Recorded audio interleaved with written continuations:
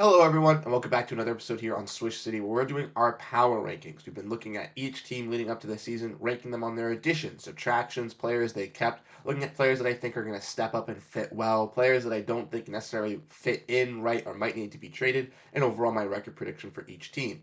As we all know, the season starts today, so we've been running through these teams, and we finally have gotten to the last team and the top team coming in at the rankings. And as you can tell from the title and thumbnail, you already know who it is. But let's dive in and let's discuss. We're going to be talking about the team that won the championship last year in the Boston Celtics. So let's look at the moves that the Boston Celtics did make this offseason, as there weren't many that this team did make. There was only uh, two departures, one addition, and some re-signings. So let's look at the re-signings first. As we all know, the Celtics had a massive payroll last season, and it only increased this year when they went and brought in Derek White on a 4-year extension and locked up Sam Hauser and Jason Tatum as well. Just realized they misspelled Sam Hauser on ESPN, and that is not good, lol, but that's kind of funny. But Tatum got his 5-year max, White got a 4-year extension, and Sam Hauser also got a 4-year extension as well. With the big man group, it was kind of not known, but kind of portrayed that maybe one of the bigs would leave in free agency due to the fact that there would be more money around. But for the Celtics, they were lucky and got to bring back all three bigs, as Luke Cornett, Neemias Queta, and Xavier Tillman all decided to come back to the Boston Celtics on deals as well. Queta on a 3-year deal, Cornett on a 1-year deal, and Tillman on a 2-year deal. When we look at the departures, we do see Svi Mykhailiuk as he obviously left to go to the Utah Jazz, and we all know that O'Shea Brissett also left this Boston Celtics team. He is still without to be with home as he is looking for another job either in the NBA or overseas. And they also did add Lonnie Walker the fourth as well, which is also spelled wrong. Just realized that. And Lonnie Walker was a player that recently was waived as he was on an Exhibit 10-day deal as well. So Lonnie Walker, Sam Hauser, both spelled wrong. ESPN, maybe get a spell check or something like that. But as we look at Spot Track here and we look at, the salary caps for these teams, we can obviously see that the Celtics are very heavily favored in their starting five, with most of their contracts with being their best players. Like the other teams, we obviously know Jaylen Brown, Jason Tatum, Drew Holiday, Kristaps Porzingis, Derek White, Al Horford coming off the bench. Peyton Pritchard's been a great scorer for them. Now, we obviously know they have Jaden Springer, who they haven't really gotten that much from, with Baylor Shireman, their new rookie. Jordan Walsh, player who's looking to crack their rotation, and then we got some two-way guys in Anton Watson, Drew Peterson, and J.D. Davison. Davison has looked to impress some fans throughout the league, but might not have the best rotational landing spot here with Boston, as there are abundance of guards already.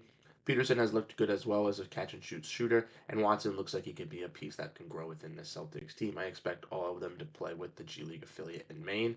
I expect all of them to succeed this season in helping Maine try to push for a championship as well. But when looking at this regular Celtics roster, like we said, they basically brought back everybody. They were the number one team in the league last year, even without Kristaps Porzingis in the regular season and in the playoffs. They had positive records, and I know that the Eastern Conference got better, but I do still think that this team, a core that we saw already win and bring back basically everybody besides players that barely played, with only having Jason Tatum and Jaylen Brown getting better, only having younger players on the roster like Tillman and Queta and Cornette to fill in that Kristaps Porzingis role to get better, only having players like Springer, Shireman, Walsh to step up, Pritchard, Hauser. I truly think that this Celtics team is only going to get better throughout the offseason. It clearly has. They had 3 players go out to go win gold with Team USA, and I truly think that they are hungry, they are ready, and they are going to come out ferocious in a quest to win again this season.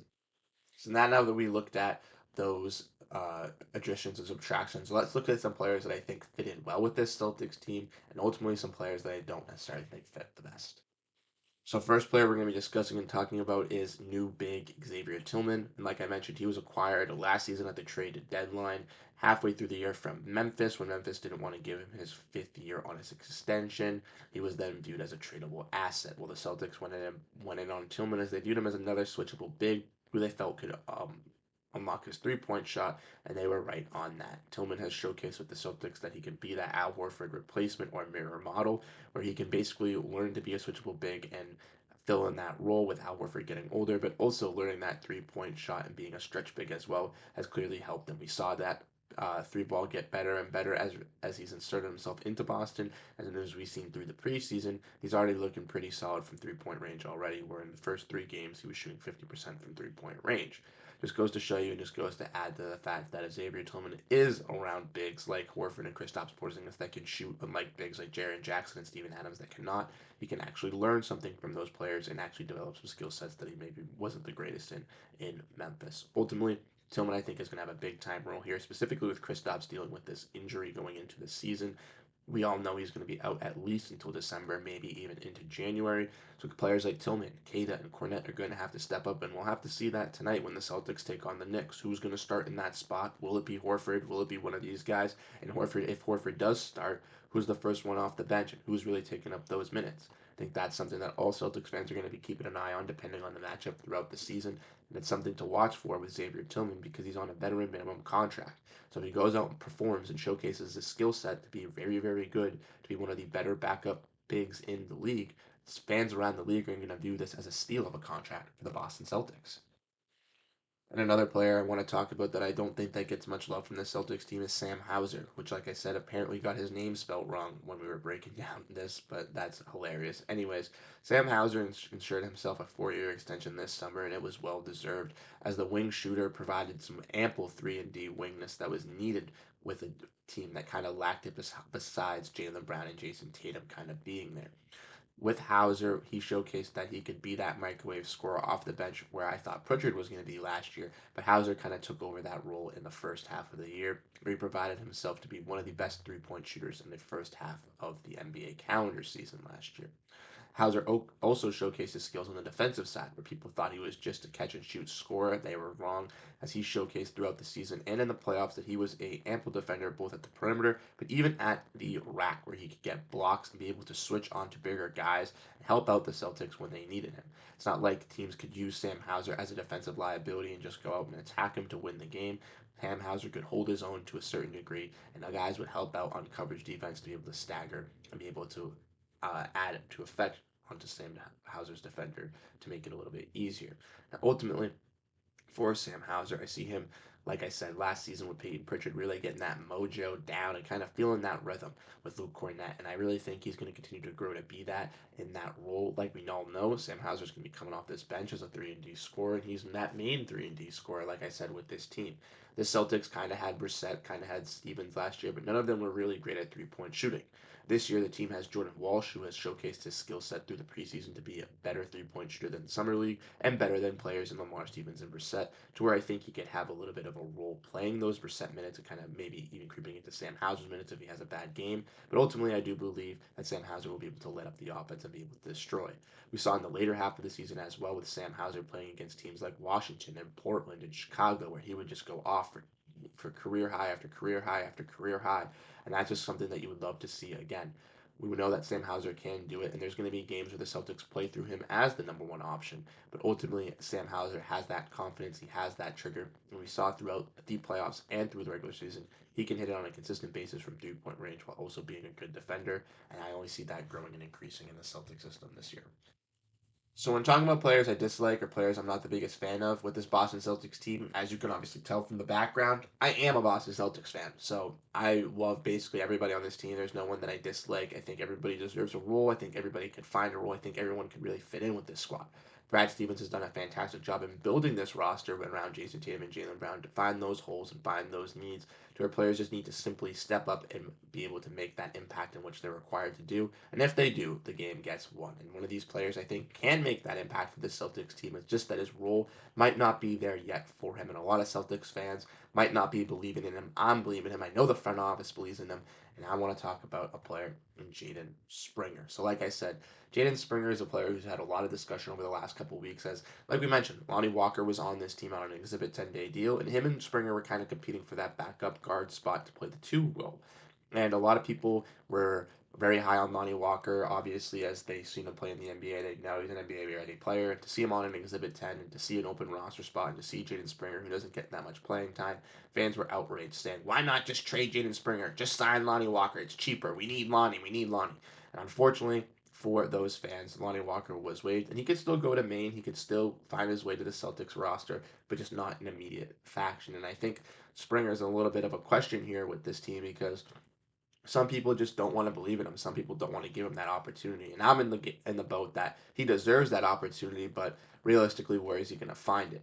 Similar to how when I talked about JD Davidson trying to find a role in this Celtic system, it's going to be tough because he's on a two-way and he's a guard. It's kind of similar for Jaden Springer as well. Like we mentioned, Drew Holiday and Derek White have been these point guards and main focal points of this starting lineup and setting up the offense and making mainly getting steals and blocks. So those guys are needed. And Peyton Pritchard, as we've all seen, hits those big halftime shots, court shots, also can score at the rack, and is also more than just a scorer, but also a playmaker and a pretty solid defender. So for Springer, his role is to kind of compete into that backup two spot and kind of find for that 10th man spot. But with obviously KP being out for a little while, guys like Tillman and Kada and Cornette are going to get that jump over him just because they're going to need help in the big man department.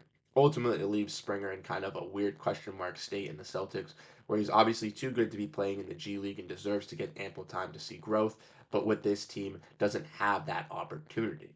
With this Celtics team, I can see them trading Springer maybe around the trade deadline if they find out that obviously it's just not working out. They know he's making $4 million next season, and they would like to save a little bit of money on the tax bill by picking up a veteran minimum. But if not, if they were to find a role for Springer, I think he could be one of the better on-ball defenders for this Celtics team, and he does show glimpses of that Marcus Smart hustle, hard work, and tenacity on the defensive side of the floor that I know Celtics fans love and miss out of our captain. So I could easily see Springer fighting for a role and showcasing his skills throughout the season, getting small minutes here and there, but in those minutes, having high key impact situations where he showcases to Joe Mazzulla, Brad Stevens, and Celtics fans that he's deserving of this rotation because I personally would love to see him.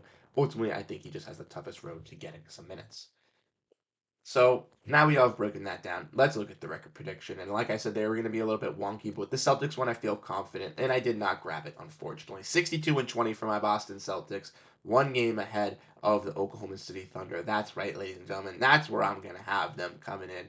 62-20, first in the Eastern Conference. And like I said, this team is going to have Porzingis out for a little while. Yes, the Eastern Conference did get better to combat with this Celtics team to match up with them, but truly, this team, I feel comfortable, is ready to go. They are locked in and they are wanting to defend this championship, and I can see them doing it right away. Banner night is tonight, and the season does tip off. So, Celtics fans, NBA fans, get your game caps ready because it is going to be a long couple months as we divulge and break down all the basketball news that comes through on Swish City. So, like I said, I want to say thank you to everyone that's tuned in to these recaps, these power rankings, these breakdowns, whatever you want to call them. They've been super, super helpful in revitalizing this channel. And we're always going to have content coming out on this channel here, like I said, throughout the entire season, talking about trades, talking about rumors, talking about games, talking about players. So if you want to stay up to date, if you want to get up to date on everything revolving around this team, around the NBA, around the league, hit the like button, hit the subscribe button. It's really, really appreciated over here. Like I said, I'm Bruce Velez. Thank you guys so much. If you want to check out my Twitter to get more NBA updates, check it out in the description. You guys have been absolutely fantastic, and I can't wait to talk some more NBA with you guys in the future. Once again, Power Ranking Series is over. You guys have been absolutely fantastic, but new series are going to be starting up. If you have any suggestions as well, drop them down in the comments. I'll catch you guys in the next one. Have a great rest of your day.